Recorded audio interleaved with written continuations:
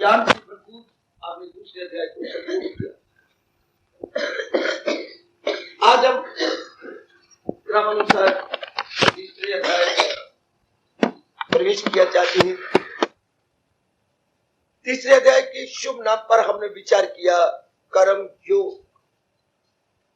कर्म प्रधान योनि में कर्म योग की परम आवश्यकता है। हम लोग सब मानव जाति में हैं। मनुष्य जाति में जीव कर्म किए बिना रह नहीं सकता। अगर कारण पूछा जाए तो भगवान का कोई उपदेश बिना कारण के नहीं, दलीलें दे के कहती हैं। अगर आप कहो क्या कारण कि हम कर्म किए बिना रह सकते, गुणों और कर्मों से मजबूर है। एक तो भगवान ने गुण बनाए गए, जीव में प्रोपेलिंग पावर कर देती हैं, धकेल देती हैं। जैसे कभी कभी ऐसा होता है, यहां पर भी 3 4 5 6 खड़े हुए हो, आशीर्वाद दे रही है, एक अचानक गिर पड़ा, अरे तुम्हारे पर, मैं नहीं गिरा, पीछे से धक्का आया है, मैं तो अच्छा मुझे माफ करना, मैं गिरा नहीं, मैं तो अपने आप में खड़ा था। इसी तरह होती गुण जीव को प्रोपेल करती है, धक्का देती है। आप विचार करना, ये गजब ढा देती है, जीव के लिए कमाल कर देती है। नहीं चाहते। आपको ये प्रश्न याद होगा, गुनाह कोई करता नहीं और सब कुछ करे जब लोग अग्राह। प्रभु कोई भी नहीं चाहता कि मैं अपने मन से पाप करूं, गुनाह करूं, कोई नहीं चाहता। ये कौन सी शक्ति है जो जी को ना चाहने पर पाप करवाती है? क्या गजब का जवाब। कामेश क्रोधेश रजोगुण समुद्भवा। अर्जुन, ये जो रजोगुण से गंदी वृत्तियां, कामनाएं खड़ी हो जाती हैं, ये जीव से पाप करवाती है। ऐसे प्रश्नों का उत्तर कभी ना भूला करें। अगर जीव ये गुनाह करने छोड़ दे तो बाकी रह क्या गया? पाप के अंदर ही सारे आते, ये काम, ये क्रोध, ये मोह, ये लोभ, ये अहंकार, ये राग, ये द्वेष, ये सब इसी पाप की कैटेगरी में तो है ही। अगर इनको हम छोड़ दें, सब खत्म, सब। अगर सूरज से आप में पीठ देके कमरे में चले गए तो सूरज की किरणें अपने आप ही खत्म हो गई। हाँ, किरणों का नाम तो सूरज है, बिल्कुल। इस तरह ये गंदी वृत्तियों का नाम, दोषों का नाम, नेगेटिव क्वालिटीज के नाम ही तो पाप है। जितने हमारे में काम, क्रोध, मोह, लोभ, अहंकार इत्यादि बढ़ेंगे, उतने ही हम पाप की ओर भागे भागे जा करके फिर क्या होगा? नाना प्रकार के दुख। क्योंकि पाप का परिणाम सुख तो हो ही नहीं सकता। पाप का परिणाम तो दुख ही होगा, हम भली प्रकार जानते हैं। इसलिए ये कर्म प्रधान योनि जो जीव को गुणों कार्य से लगाती है, और गुणों से संस्कार, न कर्मों से संस्कार। बस अब कर्म योग क्या है? बड़ी निराली बात, बड़ी निराली बात। कर्म योग क्या होता है? ध्यान देना भाई, कोई ऊंघे नहीं। ये बातें आपको कोई नहीं बताएगा सिवाय भगवान जी के। भगवान कर्म नहीं छुड़वाते। कर्म तो हमसे करवाएंगे, पर कर्म की प्रतिक्रिया ना पड़े। कभी आपने ना सोचा तो आज बैठ के सोच लो। कर्म तो करें, है अमल तो करें, उसका रद्दी अमल ना हो। Action no doubt but no reaction. एक बात तो आज का साइंटिस्ट पढ़ करके हैरान भी होगा, मानेंगे भी नहीं।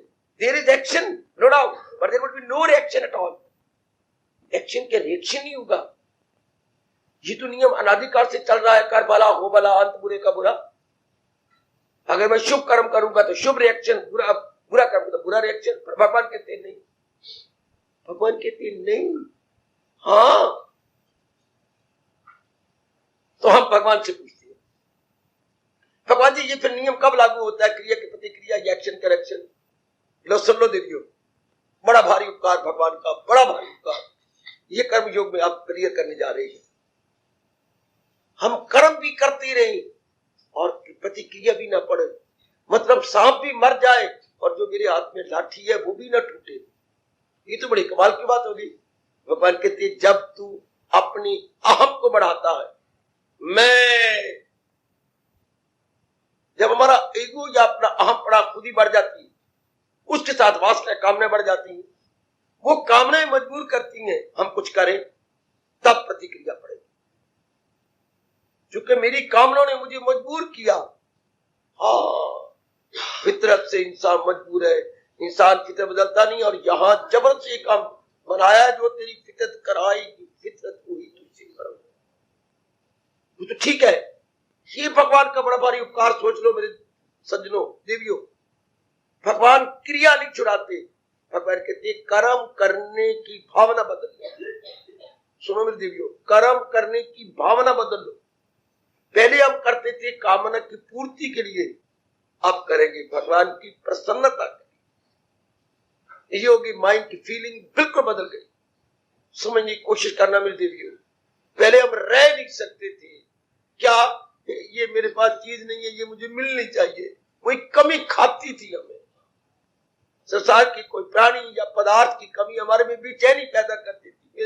मेरी गोदी में बच्चा नहीं है, मेरी गोद हरी भरी होनी चाहिए, हमारे घर को हमारा अपना मकान ही नहीं है, किराया पर ले लेके हमने बड़ी झाड़े खाई है, बड़ा किराया दे दिया, कोई कमी। कितने लोग पढ़े होते हैं आजकल, हरिजन भी बीए में पढ़ जाती हैं, मैं तो पढ़ी ही कोई नहीं, गधा ही रह गया। कमी। इतनी अच्छी अच्छी नौकरियां होती है लोगों की, मैं प्राइवेट सर्विस कर रहा हूं, कमी। ये मजबूर करती थी। अगर भगवान की विशेष कृपा हो जाए और वो अपना दिव्य प्रेम हमें बख्श दे, फिर उनके प्रेम का रस लिया जाता है, जैसे बच्चे टिकियां चूस के रस लेते हैं, फिर उनके प्रेम में भर के जीव कर्म करता है। तो उसकी दृष्टि भगवान पे रही, उसकी दृष्टि भगवान के प्रेम पे रही, उसकी दृष्टि अपने कल्याण पे रही, उसकी दृष्टि परमार्थ पे रही। इस अवस्था में अगर कर्म किया जाए उसका कोई प्रतिक्रिया नहीं, केवल इसी अवस्था में। इसलिए रब ने इन्हीं अध्यायों में डिक्लेयर किया है, दिलेराना ऐलान है, बोल्ड डिक्लेरेशन है, क्या अमल जिस कदर भी है यज्ञ के सिवा दुनिया बंधन है। कोई नहीं जानेगा इस राज को कि यज्ञ के अतिरिक्त जो भी कर्म किया करेंगे या करवाए जाएंगे उनको उलझा देंगे। आजकल भोले वाले हमारे माँ बापों को, चाहे पढ़ी लिखी मेरी बेटियां बेटे गए, पता ही नहीं है कि यज्ञ के सिवा जो पुत्रों को आप कहते शादी कर ले, वो कमाई कर, तो फॉरेन कंट्री जा, तो ये जा, उलझ जाएंगे बुरी तरह, बहुत बुरी तरह उलझेंगे है। जी हाँ, चूंकि वो कामनों के आधार पे होगा, वो क्रोध के आधार पे होगा। आप जरूर टटोलना, आपको अपने कल्याण की कसम, कि दिन में जो आप कार्य करेंगे, परिवार में, समाज में, गली मोहल्लों में, अपने दफ्तर में, वो कामना के आधार पर हो रहा है या कि फर्ज को सामने रखकर या भगवान के प्रेम को सामने रख के करना। मैं जहां पर आया हूं, क्या भावना लेके आया हूं? भगवान की वाणी क्या भगवान के प्रेम में भर के सुनाना चाहता हूं? आप जो भी दिन भर में कर्म करेंगे, क्या महाराज जी को सामने रख करके? हाँ, तो कोई रिएक्शन। ये बात मुझसे समझ लो, ये यही बात भगवान तीसरे अध्याय के माध्यम से क्लियर करने जा रहे हैं। करो कर्म, भगवान कर्म करना नहीं रोकते, करो। बोलते भगवान कहते ना, तुम्हारे कोई गर्ज नहीं होगी तो भी कर्म करो, क्योंकि इसमें दूसरों की गर्जें पूरी हो जाएगी। भगवान खुश होती हैं, तुम्हें प्यास नहीं लगी, नहीं, बाल्टी भर के बैठ जाओ जहां जनता गुजरती है, लोगों की प्यास बुझाने के लिए पानी पिलाओ। पर मुझे तो प्यास नहीं, तो क्या हो गया? पर प्रभु मुझे प्यास नहीं, मैं पानी को पिलाऊं। बात सुन मेरी, मुझे प्यास थी, हाँ, कब? घंटा पहले। कैसे बुझी? मां जी ने पिलाया। वो मूर्ख, अगर तू तेरी प्यास किसी ने बुझाई तो तू अनेकों की प्यास बुझाए। और ध्यान देना देवियों, ये भगवान कहते हैं बहुत अच्छे। अगर आपकी भूख किसी ने दूर की है पका के, तो तुम भी लोगों की भूख दूर करने की साधन बना दो, लंगर खोलो, रोटी बना बना के किसी को बांटो, पक्षियों को दो, कुत्तों को दो, इसकी भूत जाग होती है। पूरा विश्वास करना मेरी वाणी पर, भगवान बड़े खुश होते हैं। वरना भगवान कहती है खुद अपनी खातर पकाए अपने पापों का भोजन, जो केवल अपने तक है, सेल्फ सेंटर्ड है बेटी, केवल अपने तक, केवल अपने तक। मैं सुन के बड़ा हैरान हो गया जब मेरी एक देवी ने कहा, आप ऐसी बातें सुनाती हैं, हमारी माँ तो कोलियों के आटा डाल डाल के गूंथती है, हाय नहीं समझे आप। दिए कितने फुलके खाने आज? 3 तो खा लूंगी। तू कितने? 12 कौलियां हो गई। 12 कौलियां आटा डाल के गूंथना, एक फालतू ना बच जाए। प्रभु बड़े नाराज होते। चाहे घर में बड़ी तंगी हो तो भी आप थोड़ी सी भूख रख करके दूसरों को देना चाहिए, क्योंकि प्रभु ने कहा है लेके नियामत देता नहीं, समझ लो कि चोर है, बिलियन। भगवान ने बड़ी बड़ी नियामतें दी हमें। ये पवन देवता की नियामत, जल देवता की नियामत, वायु देवता, मैंने कहा सूर्य देवता की नियामत, इंद्र देवता की नियामत, सेहत की नियामत, माँ बाप की नियामत, पति पत्नी की नियामत, जो आपकी बड़ी सेवा कर रहे हैं, ये नियामत है, उपहार है भगवान का। उर्दू में नियामत बोलती है, हम उपहार कहेंगे। ये भगवान का उपहार है, माँ के रूप में, पिता के रूप में, जो आपके बड़े काम आ रहे हैं। अगर शरीर आपके बड़े काम, तो ये शरीर भगवान का उपहार है, ये प्रेम से भरी हुई भेंट है। तो भगवान कहते इतनी भेंटें मुझसे ली और अपने द्वारा किसी को सुख नहीं देता। देना चाहिए। तो क्रिया की प्रतिक्रिया कब नहीं होती? अमल का रद्द अमल या एक्शन का रिएक्शन कब नहीं होता? जब कामना से कर्म न किया जाए, भगवान के प्यार में करके। पहले तो किसी ने नहीं बतलाया, अब तो प्रभु मुझे और आपको क्लियर कर रहे हैं कि तुझे काम करना है उम्र देकर, नहीं उसके फल पर तुझे। जिसके अंतःकरण में ये बात गहरी समा गई, सारे कर्म शर्मिंदा हो जाएंगे। कर्म हम करेंगे लेकिन कर्म हमारा बिगाड़ेंगे कुछ नहीं। कुछ नहीं बिगाड़ते कर्म हमारा। क्यों? काम नहीं कोई नहीं। ये हिंदू दुनिया भर के किसी भी महापुरुष ने, स्पष्ट कह रहा हूं, पता ही नहीं लगा उसको। मैंने महापुरुष कहा फिर भी नहीं पता लगा। मोहम्मद रसूलुल्लाह नहीं समझ सका। ये आपके बाइबल के रचयिता नहीं समझ सके ईसा मसीह। मैं बिल्कुल स्पष्ट कह रहा हूं व्यास गद्दी के ऊपर। महात्मा बुद्ध आपकी कसम नहीं समझ सका। जैनिज्म में ये बात नहीं आ सकी।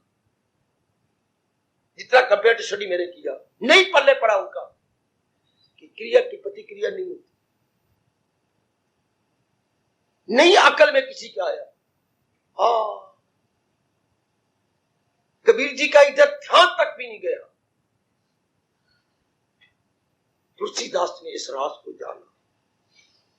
मुसलमानों फकीरों में तो मैंने कहीं भी नहीं पढ़ा, चाहे बौद्ध थे, चाहे समस्त ब्रेस, चाहे आपके बुल्ला शाह, इस बात को नहीं जाना। इतनी उड़ारी नहीं भरी, उड़ारी ये भरी है।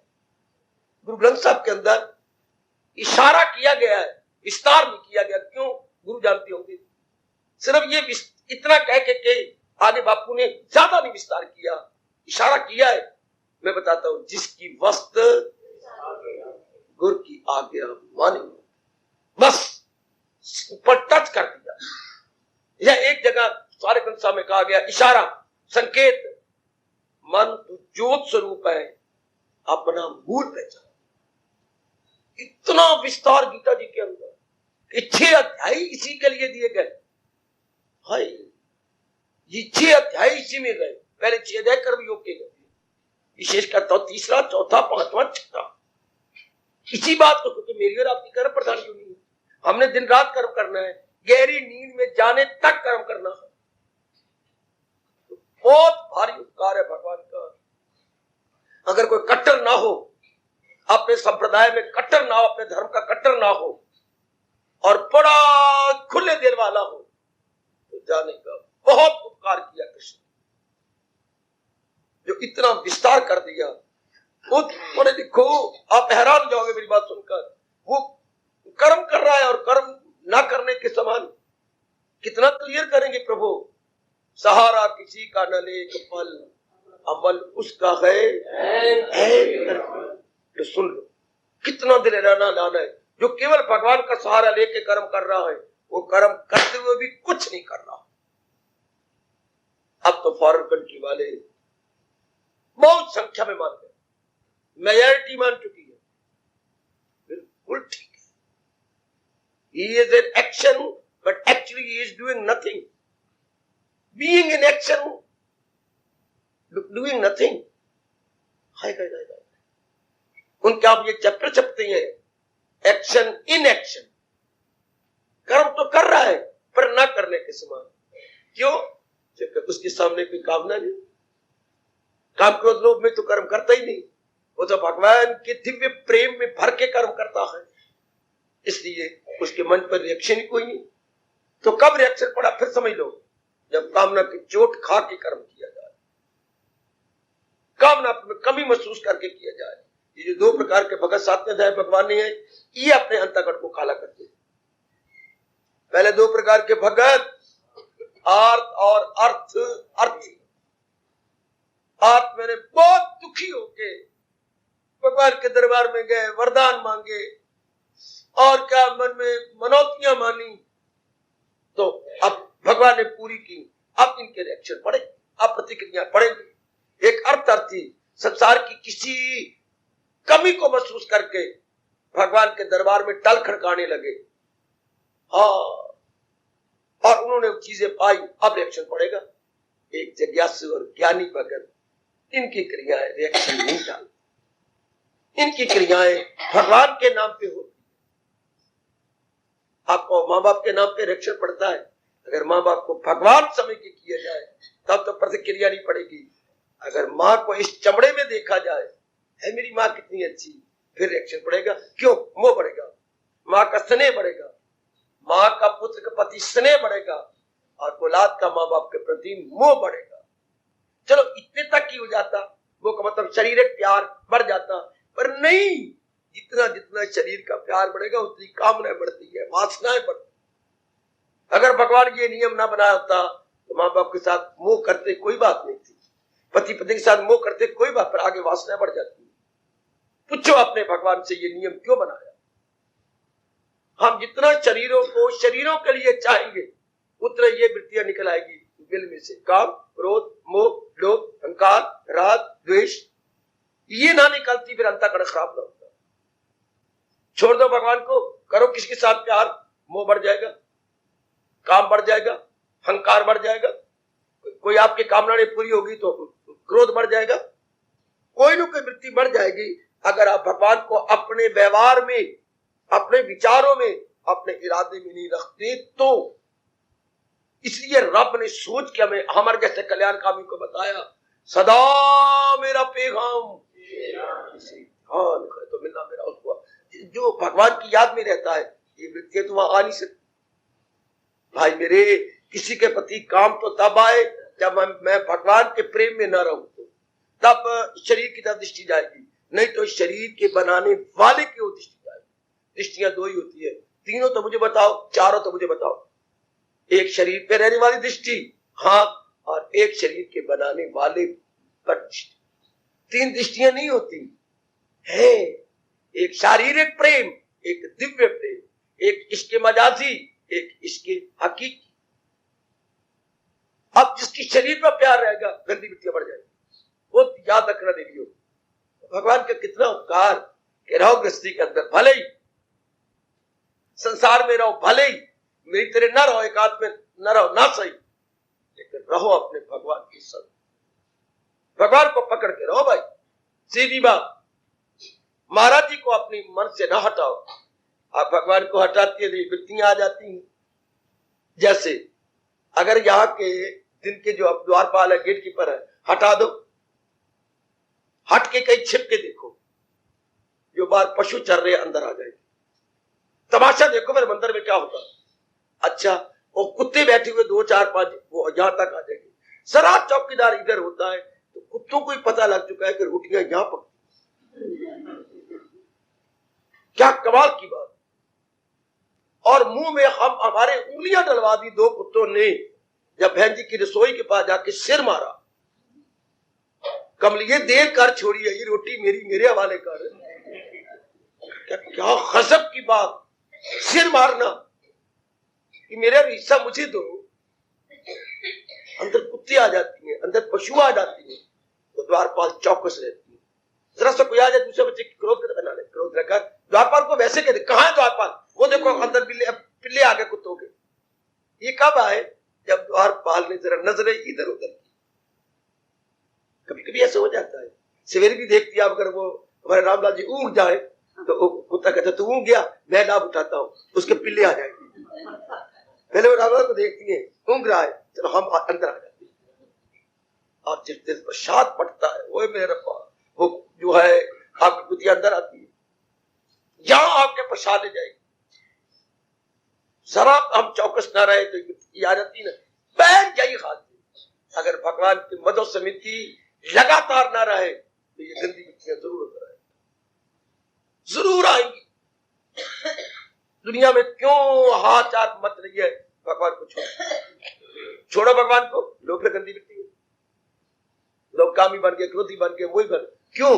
कहावत मशहूर नहीं, मारने वाला घर नहीं तो होर किसी का डर नहीं। अगर भगवान की मधुर स्मृति ना रहे, हमारा मन भगवान की ओर ना लगा रहे, तो फिर मन है ना तो यूं जाएगा, काम क्रोध से ले लेंगे। अगर हम चौकस ना रहे, सतर्क ना रहे, इसलिए रब के प्यारे को साधक कहा गया, और साधक सावधान होता है।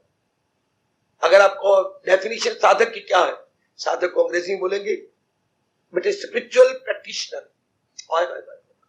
एक होता है मेडिकल प्रैक्टिशनर, डॉक्टर का, वो दवाइयों की प्रैक्टिस करते हैं, और हम लोग क्या है? Spiritual practitioner. हम लोग धार्मिकता का प्रैक्टिस कर रहे हैं, यदि हमें साधक कहा जाता। तो साधक कौन होता है? जो सावधान रहता। जन्म जन्मांतरों तक मैंने गंदी व्यक्तियों के साथ दोस्ती लगाता रहा, अब मैंने इनसे बच के रहना है। इसलिए हमें बार बार कृष्ण कहती हैं, बार बार क्या? मुझे अपने साथ रख, मेरी मधुर स्मृति को अपने साथ रख। हाँ, स्वामी जी कहा करते थे, गो भगवान ने कहा है, स्वामी जी ने और आसान किया। हाँ, तो कैसे रखोगे? भगवान कह रही है मैं रख लूं?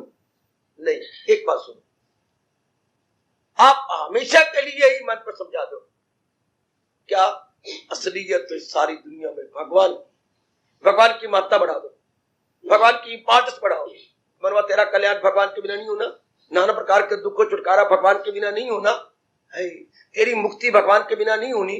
और जो प्राणी पदार्थ मन जिसने बनाए गए, वो अपने मुंह से कह रहा है अनित्यम, ये चीजें अनित्य है, दुखदाई है। अगर ऐसा मन को समझा लीजिएगा, बस है, मन अपने आप ही हट जाएगा, भगवान के संग लग जाएगा अपने आप। अब आप सिनेमा क्यों नहीं जाते? उसका परिणाम आपको पता है कि तबाही। और गंदी जगह क्यों नहीं जाते? आपको पता है तबाही। इसलिए हमने भगवान की ओर अपने आप को लगा लिया। तो ये बड़ा अच्छा कहा महापुरुषों ने, भगवान की महत्ता बढ़ाओ, भगवान की इंपॉर्टेंस बढ़ाओ। अब भगवान का चिंतन आप में रहे, आप प्रभु का चिंतन रहे। अगर आप महत्ता बढ़ा, बार मन को कहे इनके बिना चारे नहीं। जैसे लोगों की अकल में गए, शादी की बिना, कमाई की बिना चारा नहीं, हमें कमाना है, बिल्कुल ठीक है। कोई कहता नहीं, नौकरी नहीं, कारोबार के बिना चारा नहीं। नौकरी में 2000 3000 मिल जाता है, हमें तो कारोबार के अंदर 10,000 महीने में कमा लेती है। वेरी गुड, महत्ता बढ़ाओ ना। एक सर्विस की महत्ता बढ़ा रहा है, सर्विस करती है। एक कारोबार की महत्ता है तो वो कारोबार बिजनेस करती है। ठीक, सारी बात तो महत्ता बढ़ाने की है। लोगों की इतनी बदकिस्मती है, पढ़ लिख कर वो भगवान की महत्ता बढ़ाती है, वो प्राणी पदार्थों की महत्ता बढ़ाती है। इसलिए हम दुख चिंता बढ़ जाती है। तो भगवान का हर वक्त चिंतन रहे, भगवान की महत्ता बढ़ा। मेरे मनुआ, सारी दुनिया के प्राणी इकट्ठे कर ले, लेकिन तुझे शांति नहीं मिली। शांति अगर भगवान जी है, लो बस, अब पुरुषार्थ कोई जरूरत नहीं, मेरे जैसा कहने की जरूरत कोई नहीं। अपने आप ही भगवान की ओर आपका मन लगेगा, अपने आप। क्योंकि जिस मन ने भागना था, उस मन के विचार में ये बड़ा विचार आ गया, भगवान के बिना चारा नहीं, भगवान के बिना गुजारा नहीं, इनके बिना नहीं। हाँ ना, इनके बिना कोई चारा नहीं। अब कोई जरूरत नहीं, कोई पुरुषार्थ करना पड़ेगा। बस अब अपने आप आपका मन चलेगा। कोई भी वस्तु आप तब प्राप्त करते हैं जब ये बुद्धियां बैठ जाए, इसके बिना,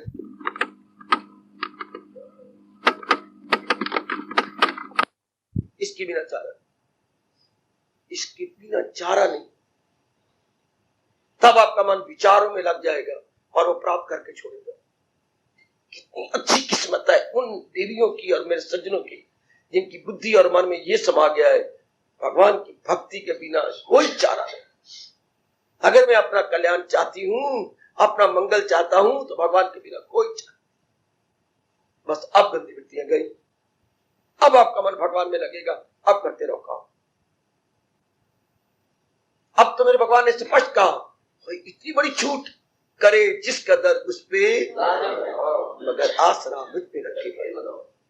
अब तो भगवान ने कहा जो मर्जी कर, हाँ रहे जैसे चाहे वो जिस। इतनी छूट भगवान की सिवा कौन देगा? बाकी किसी भी शास्त्र में छूट नहीं दी रखी। वो देवी मैं सच्चाई से कह रहा हूं, इतनी छूट किसी भी शास्त्र और महापुरुष ने देवी देवता ने नहीं दी। करे जिस कदर उस पे लाजम है कहा, मगर आसरा मुझ पे रखे।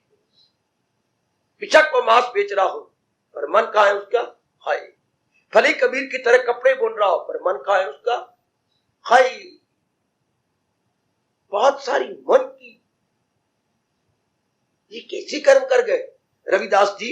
भले जुतियां गांठ रहे हो पर मन कहाँ है उनका? हाय। हमारे यहाँ अनेक दृष्टांत हैं। भले अब आप कर्म करते रहे, मन कहाँ है हमारा? जिसकी हमने महत्ता बढ़ाई है। वो मन नाम तो विचारों का है।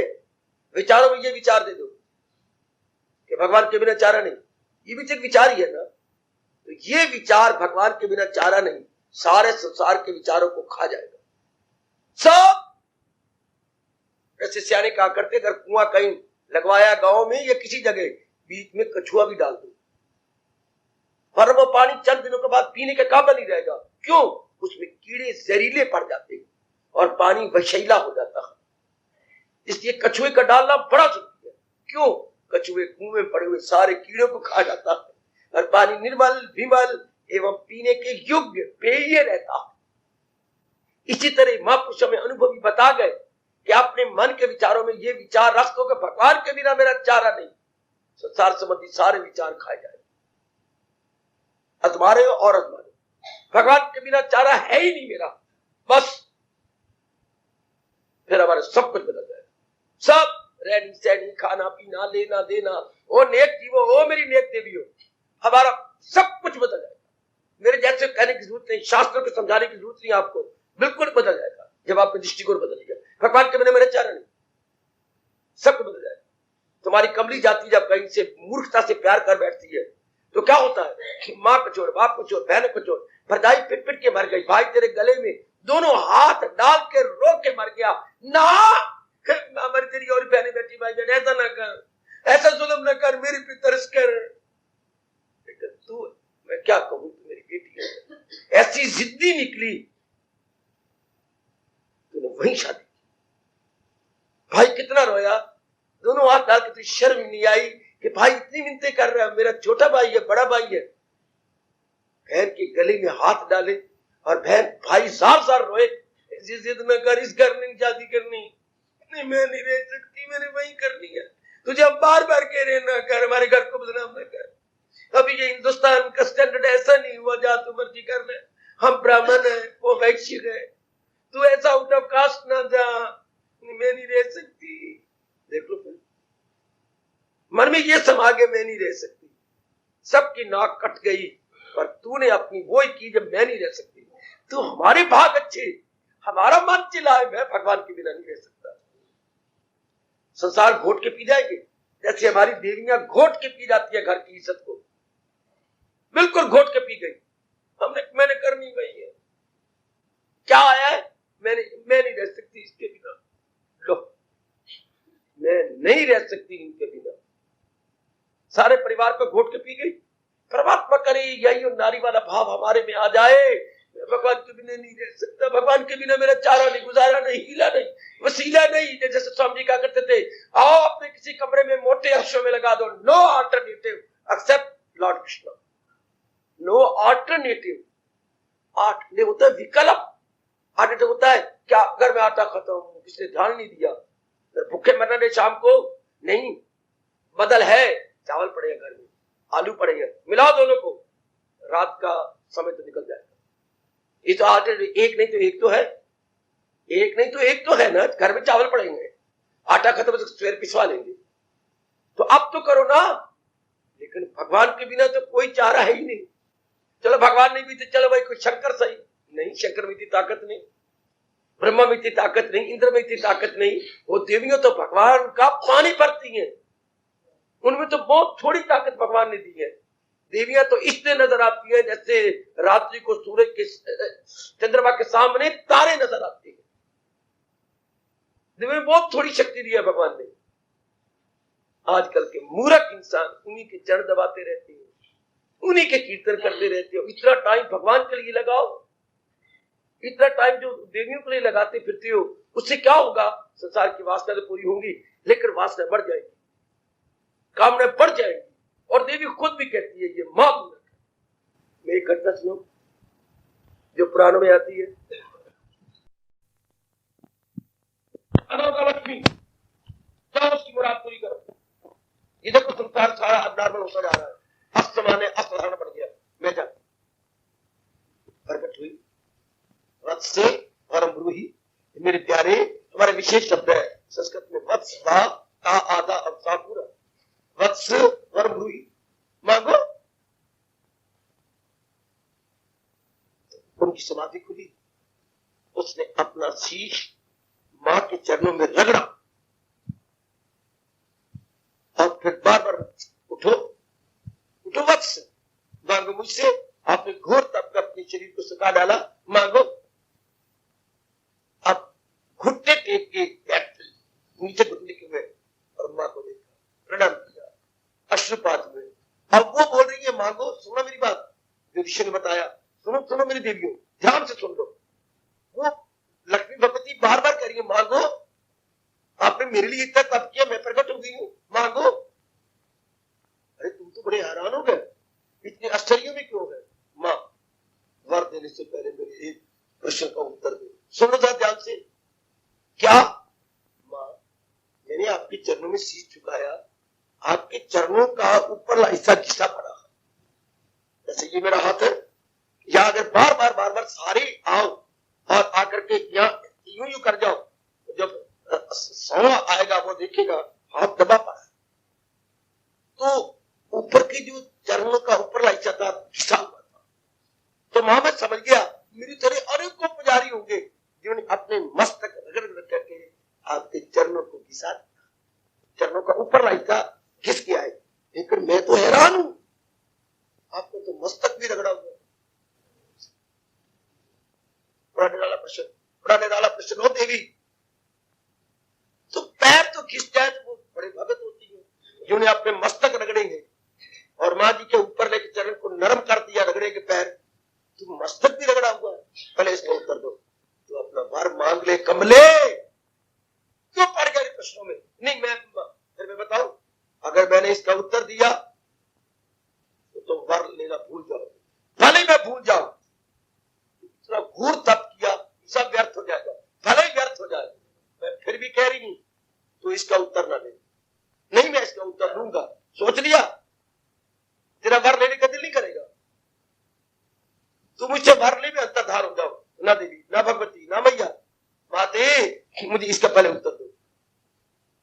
तो ले भाई, अब माने का ओ अच्छी किस्मत वाले, ओ नेक किस्मत वाले, ओ बड़भागी, सुन लेते हो, ये तेरी बुद्धि ने तप करके जल्दी पकड़ लिया है कि जो मेरे पैर घिस गए हैं वो तेरी तरह अनेक मेरे पुजारी है, और जब मैं उन्हें दिव्य दर्शन देती हूँ वो बार बार अपना मस्तक मेरे चरणों पे रगड़ती है। उस रगड़ के कारण से मेरे पैरों का ऊपरला हिस्सा रगड़ा गया है। अब तू कहते मेरा मस्तक तो रगड़ा गया है, हाँ, तो तेरे से बहुत सारे जो मेरे नारायण के पुजारी है उनके चरणों में मैं अपना मस्तक रगड़ती हूँ। मैं अपने चरण जब मेरे नारायण को तप कर रहे होते हैं तो मैं समय निकाल करके अपना मस्तक रगड़ने जाती हूँ। मेरी नारायण को याद करती है, तेरे भक्तों की भक्ति, तेरे चाहने वालों को मैं भाग जाती हूँ, हाँ उनको प्यार कर जाती हूँ, क्योंकि मेरे नारायण के लिए तप कर रही है, मेरे नारायण के लिए जाप करती है, रात की नींद छोड़ चुकी है, तो मैं अपना मस्तक उनके चरणों पे रात्रि को रगड़ के आती हूँ, उन्हें ताकत दे के आती हूँ, और तब कर लो और मेरे नारायण को खुश कर लो। मां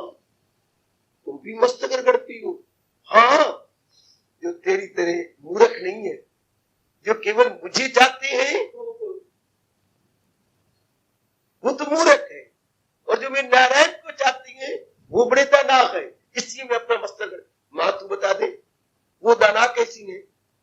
उनकी ना लंगोटी ना गोटी ना कोई कुल्ली, यानी उनके पास ना रोटी ना कपड़ा ना मकान।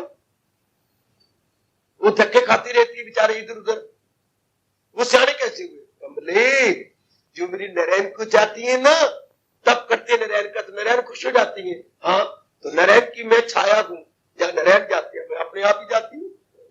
जहां है कृष्ण वह कमी क्या रह गई? इसलिए वो सियाने बड़े ना, उन्होंने मुझे तप नहीं किया, मेरे पति का तप किया। पति आए तो जहां मेरे पति वहां मैं, उनके पास क्या कमी रहेगी? तू मूर्ख है, मेरे पति को नहीं चाहता और मुझे चाहता है। मैं थोड़े दिन रहूंगी फिर तेरे पास चली जाऊंगी। इस माया का मान न करना, माया काग बने रहेगा, पल में आवे छिन में जावे। सैर करे मां, अब तो अपने नारायण के पास जाओ। मैं तो नारायण के लिए अब तक करूंगा। अब वरदान मुझे नहीं चाहिए, मुझे नहीं चाहिए, मुझे आप अकेली नहीं चाहिए, मैं आपको नारायण के संग बुलाऊंगा। कितने दाना है जो केवल धीरे धीरे तमन्नाते फिरती हैं, वो धीरे धीरे तो खुद ही कहती है ये मूर्ख है। जो जिसने हमें ताकत दी है उसकी तरफ तो ध्यान नहीं है और हमारी ओर ध्यान है। आहा, उर्दू का शायर कहता है, उर्दू का कवि कहता है, आहा क्या ताना मारता है।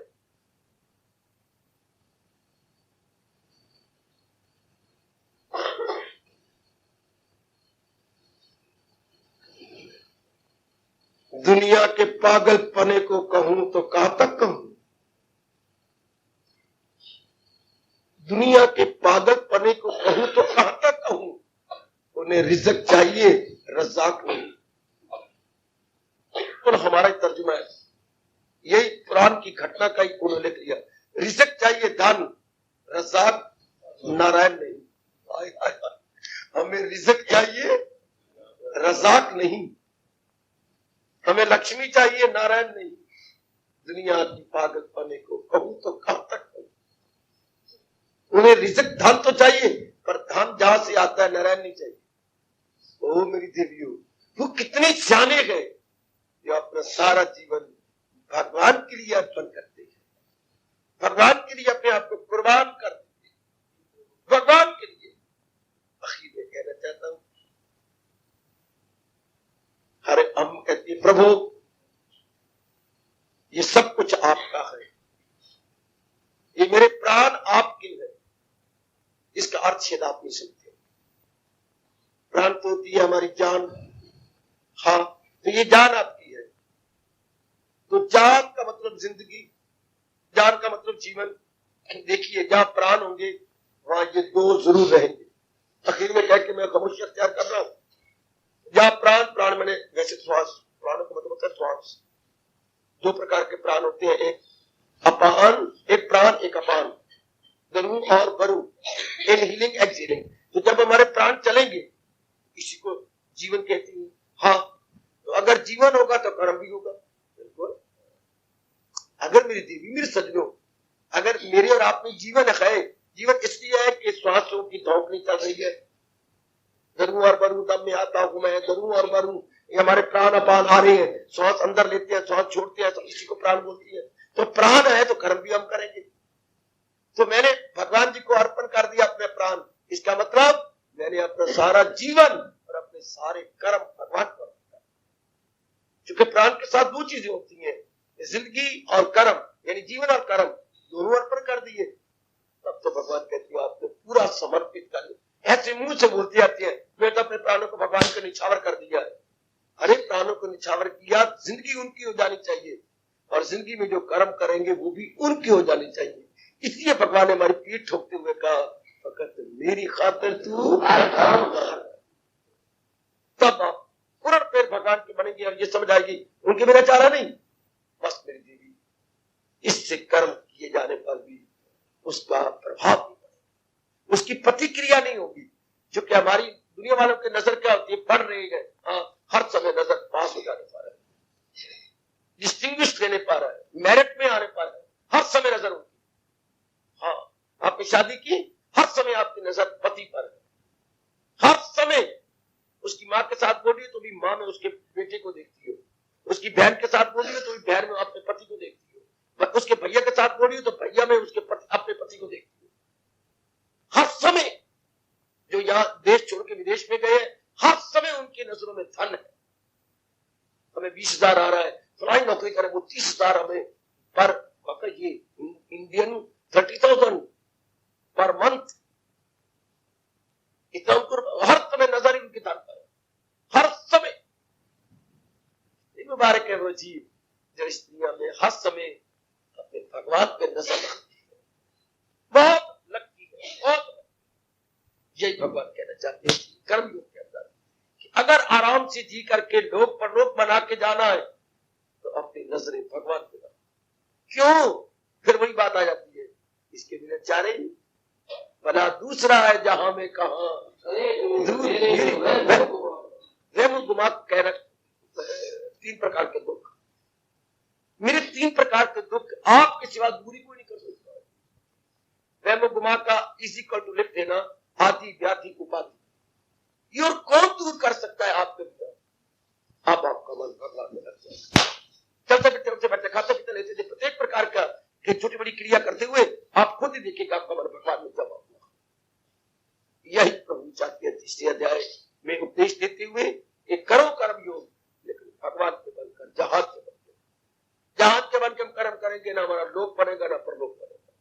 भगवान के बन के कर्म करते हैं तो जहान भी बन जाता है तो लोक भी बन जाता है। शुरू में किसी ने बतलाया हमारे संस्कार इतने अच्छे नहीं थे, अब तो हमारे संस्कार जाग गए, आप अपने मन को समझा लेंगे। अगर नहीं समझा अभी तक, अगर तो आपके संकल्प अगर संसार के आती है तो आपने ये नहीं कहा कि भगवान के बिना मेरा चारा नहीं। अगर संकल्प कर पा रहे हैं तो आपने ये बात बिल्कुल नहीं बिठाई, भले आप रोज आ रही है, मतलब ठोस लाभ आपको नहीं हुआ। मैं भी टटोलूं सच्चाई के साथ, आप भी अगर हमारे अंदर हर समय भगवान का चिंतन है तो वाकई ये बात बैठ के भगवान के बिना चारा, और अगर नहीं है आप भूल कर रहे सत्संग का ठोस लाभ नहीं है। मैं अगर वाणी का प्रचारक हूं तो ठोस लाभ तब होगा जब हर समय भगवान का चिंतन हो, जब मैं ये भगवान की शर्त पूरी करके प्रचार करूं, क्या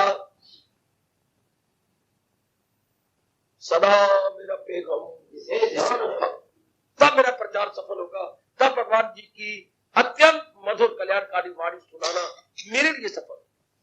और आपके लिए अगर मुझको मन में तब आपका यहाँ आना सफल।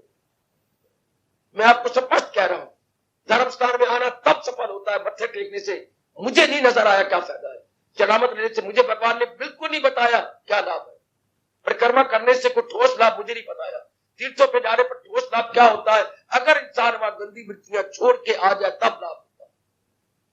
अगर हम कामी क्रोधी बन के जाए और वही बन के लौट आए तो तीर्थ की कदर नहीं पाई। हमने तीर्थ को नहीं सही लिखा, जिसके कारण से तीर्थ बना था, गुणों के कारण से तीर्थ बनती है, तप के कारण से तीर्थ बनती है, जप के कारण से तीर्थ बनती है। एक और बात बताओ, तीर्थ कैसे बनती है? तप, जप, तीसरा गुण क्या होता है? कहीं पढ़ा हो या सुना हो तो?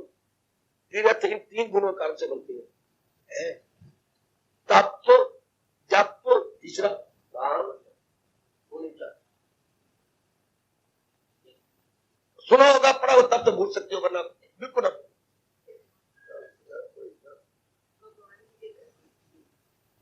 अगर तो सुना है तो बोलो, पढ़ा है तो बोलो, अनुमान लगा के ना बोलो, नहीं पता लगेगा आपको। 3 गुणों के कारण से हमारे हिंदुओं का तीर्थ बनती है। हमारे ऋषियों ने कहा वहां पर चुप चोटी के जप करने वाले होंगे, वहां तप करने वाले होंगे, तीसरा त्यागी होंगे। जप तप, तीसरा क्या? त्याग। त्याग भी ठीक, जप तप त्याग। फिर सुनो, जप बोलिए, जप तप त्याग, इन तीनों के आधार पर तीर्थ बनता है। अगर वहां जाकर के हम ले आए तब तीर्थ जाना सफल होता है। वहां पर बताया ना, तीर्थ पर जब हम जाती है, भाई तीर्थ पे आया स्वागतम, ये 3 गुण लेके जाओ, तब तीर्थ पे जाना सफल। अरे ओ भैया, क्या आपने शादी की? आपने रोना शुरू कर दिया। लोगों ने ये पूछा, आपने रोना शुरू कर दिया। क्यों? वो मेरे पास ही नहीं रहती। एक जवाई ससुराल जाए और बहू ना आए, ससुराल में जाने का फायदा क्या हुआ? ये दृष्टांत दिया है हमारे ऋषियों ने। एक ब्याह हुआ जाता है, वहां 2 बार गया, 3 बार गया, वो देते ही नहीं इसको। आप 50 बार तीर्थों पे जाओ, अगर वो वहां से आप कुछ गुण ना मिले क्या फायदा? कुछ ले आओ ना, तो वहां तो 10 गुण तो होते ही नहीं, वहां तो सिर्फ 3 गुण है। अगर वहां जाने से आपका जाप बढ़ गया, हाय बड़ा अच्छा हुआ तीर्थ पे जाने पर, आपका तप बढ़ गया, तब मैंने प्रातः काल बैठ जाना और भगवान के चरणों में रस लेना, तब तो आपका जाना सफल हो गया। और तीसरे होते त्याग। ये भाव बढ़ता जा रहा है कि मेरा कुछ भी नहीं, सब कुछ भगवान का है, मैं खाली हाथ आया था, खाली हाथ चला गया। ये तीर्थ की 3। अगर ये गुण आ गया है, आप त्यागी बनते जा रही हैं, तपस्वी बनते जा रहे हैं और जप करने वाले बनते जा करके भगवान के इन शब्दों को आप चरितार्थ कर रहे हैं, यज्ञों में जप यज्ञ, तो फिर तो आपका यहां आना भी सफल, क्योंकि ये भी एक महातीर्थ है। भगवान इसको तीर्थ नहीं कहते। अर्जुन, जहां मेरी वाणी सुनाई जाती है, जहां मेरे कीर्तन किए जाते गए, वो महातीर्थ होता है। वो आपस में करते गए मेरे जिक्र से शांत, उसको महातीर्थ कहते हैं। ये महातीर्थ है। पर अगर यहां से हम 3 गुण ले जाती हैं, वहां की आपका आना सफल। जब को तब तब तो आपका आना बड़ा सफल है। कटोर लो, जब तब और त्याग, तीनों को मिला लो। इसी को कर्म योग कहती है, इसी को भक्ति योग कहती है, इसी को ज्ञान योग कहती है। कर्म योग, जब इन तीनों को लेकर हम कर्म किए बनी रहेंगे तो हम कर्म योगी कहलाएंगे। और अगर हम एकांत में बैठ के भगवान में वृत्ति लगा रही है तो हम भगत कहलाएंगे। और अगर हमारी समाधि लगती जा रही है तो हम ज्ञान करेंगे।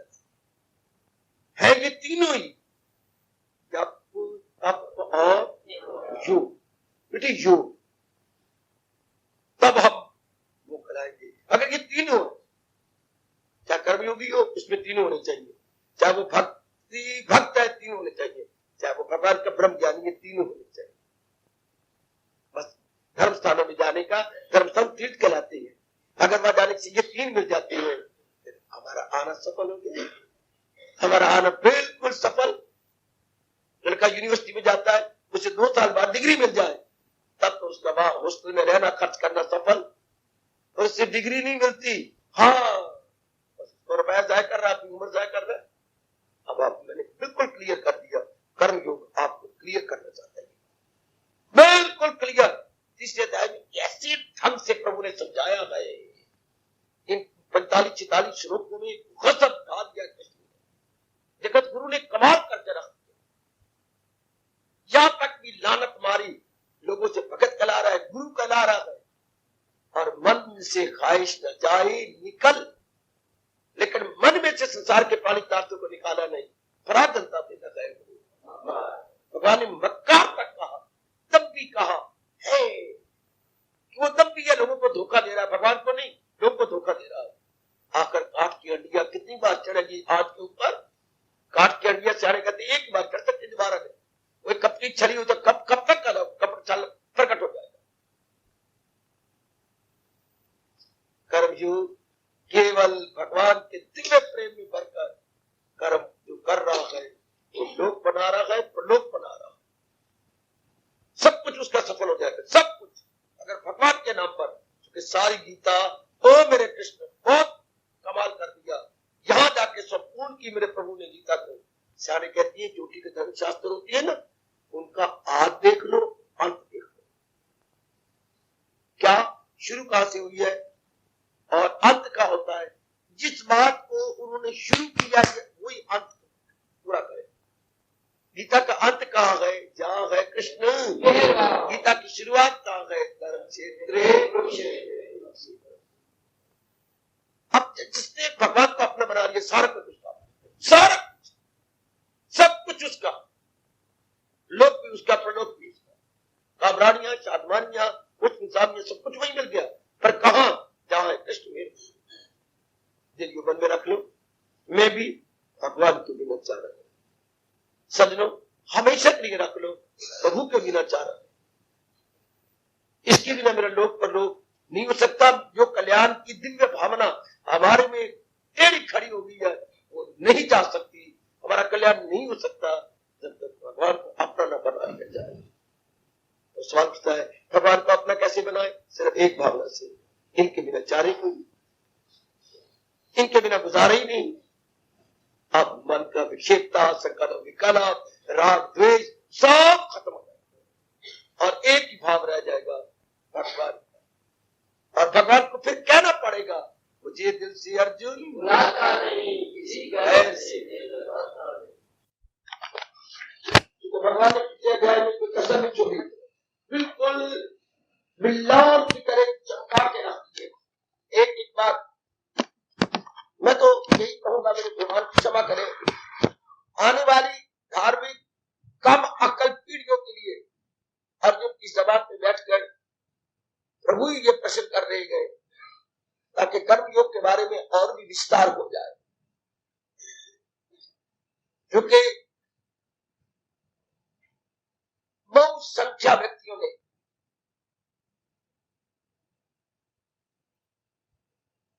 कर्मयोगी बनते रहेंगे, मेजॉरिटी एकांत में नहीं जा सकती, घर बार का यकलक वो वासनाएं कामनाएं नहीं छोड़ सकती, लेकिन कल्याण की कामना भी उन्हें खड़ी हो जाती है आपकी तरह। इसलिए अर्जुन की सभा में बैठकर मेरे प्रभु प्रश्न किया चाहते हैं। इसी से ये कर्मयोग विस्तार पूर्वक भगवान वर्णन करेंगे, जिसमें हम सबका बहुत भला होगा। अर्जुन उवाच, एकांत का पूर्व जयसी चेत् कर्मणा ते माता बुद्धि जनार्दन तत् किं कर्माणि घोरे माम योजयति केशव।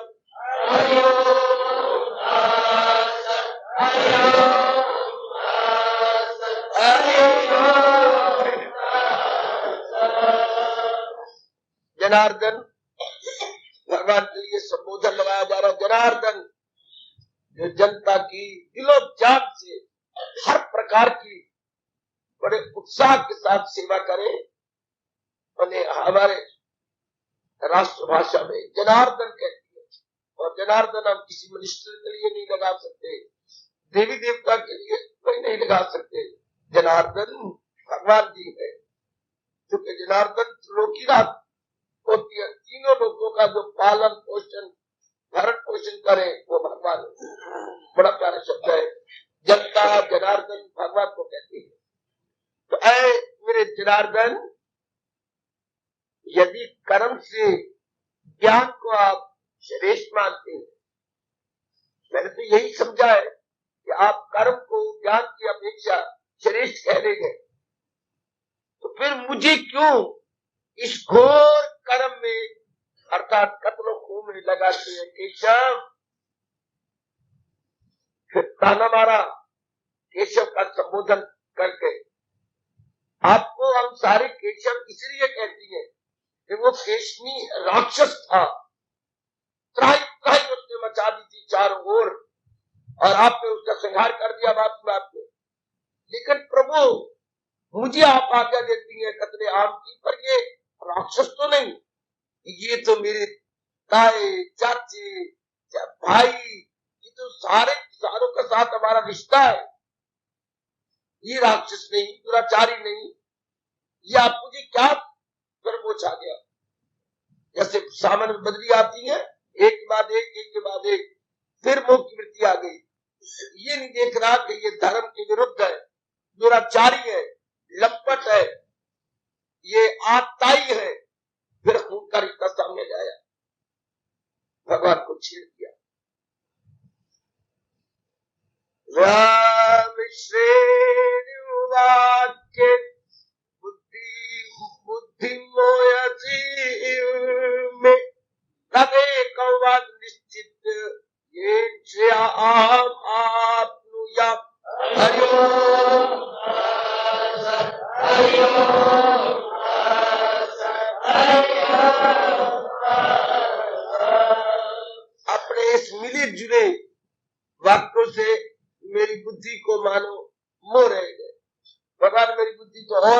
दुविधा में फंस गई और भी मेरे मन में वो जाग उठा। इसलिए आप एक निश्चित करके कहिए जिसमें मेरा कल्याण हो जाए। मैं तो अपना कल्याण चाहता हूं मेरे प्रभु, यही मैंने आपसे प्रार्थना की है। मैं चीला हूं, मेरी मदद कीजिए, वो नेक रास्ता।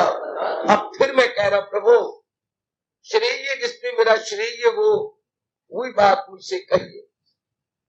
ये उपनिषदों में आता है कि भगवान ने दो मार्ग बनाए, श्रेय और प्रेय। दुनिया वाले प्रेय मार्ग पे जुट जाती है, खाना पीना भोगना बच्चे बनाना राग द्वेष करना। नेक जीव आप जैसे श्रेय मार्ग पर जिनको ऋषियों ने बताया उस पे लगते हैं। इसलिए वो हवाला दे रहा ऋषियों का, श्रेय समझ लगा कि श्रेय आम आप पूजा। मैंने पीछे ही बताया था प्रभु को मुझे श्रेय मार्ग बताइए, मुझे प्रेय नहीं। मुझे बात कतई बता दीजिए, भलाई की राह पर चला। श्री भगवान वाच यही चाहते थे कि ये मुझे छेड़े और मैं ज्ञान का विस्तार, कर्म का विस्तार करूं। अपनी एकाग्रता पूर्वक प्रवेश कर गई है। भगवान मुझे विशेष बुद्धि प्रदान करे, मैं पूरा पूरा जैसे भगवान जी चाहती है समझा सकूं। फिर हम दोनों भगवान जी के अनमोल कथन के अनुसार कर्म योगी बनकर अपने जीवन का कल्याण करें। लोके अस्मद् द्विविधा निष्ठा पुरा प्रोक्ता मया अनघ, ज्ञान योगे सांख्यानां कर्म योगे योगिनां।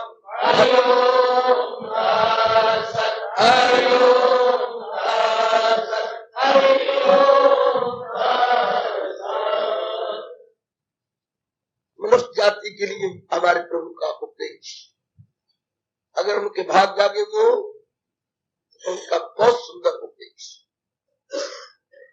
जो अपना कल्याण करना चाहिए। जैसे आपको मैं कल्याण की देवी और सजनों दिव्य प्रेरणा आ गई, तो भगवान ये बहुत सुंदर उपदेश यहीं से समझ लीजिए। जीने की कला कैसे जिया जाए। लोग तो कला कर्म कर रहे हैं पर कला नहीं उनके पास।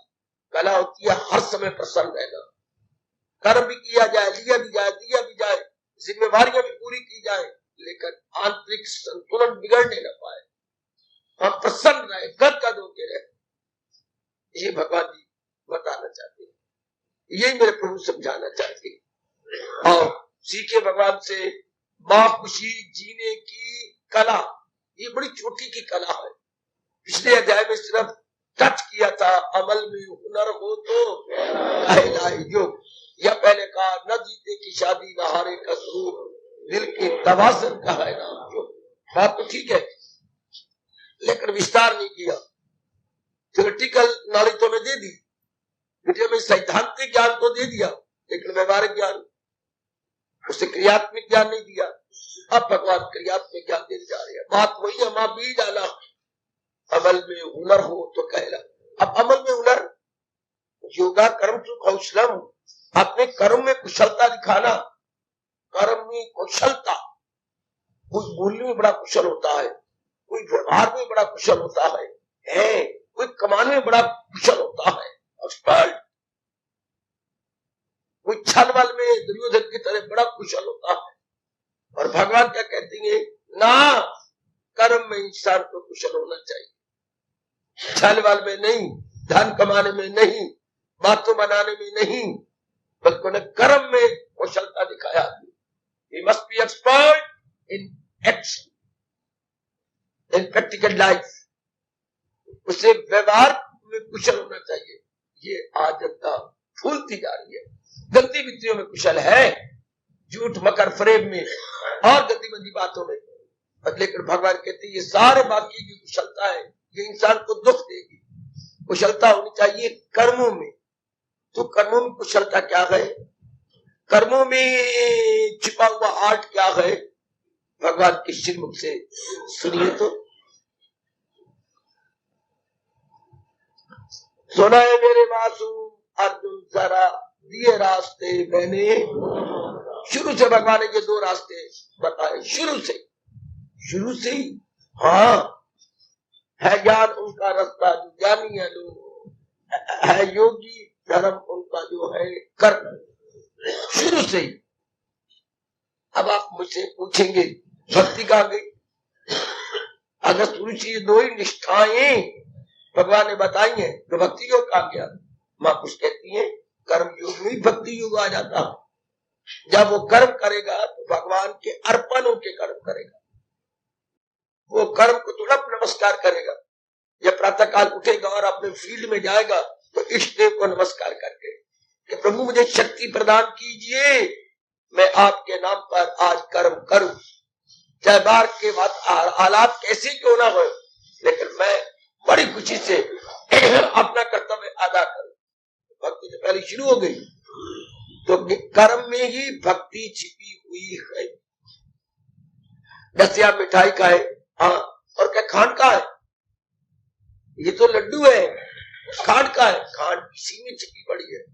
जलेबियों में खांड का है, जलेबियों में ही खांड की चाशनी छिपी हुई है। ये इसी तरह भक्ति का है, चाशनी की तरह कर्म योग के अंदर भक्ति छिपी हुई है। हार्दिक धन्यवाद, हार्दिक अब अपनी शहंशाह की आज आरती बड़े प्रेम और श्रद्धा से उतारे।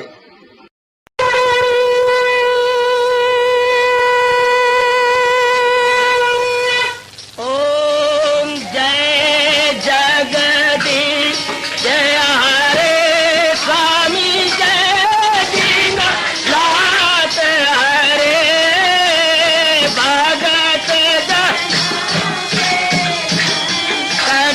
दास जनों के अवगुण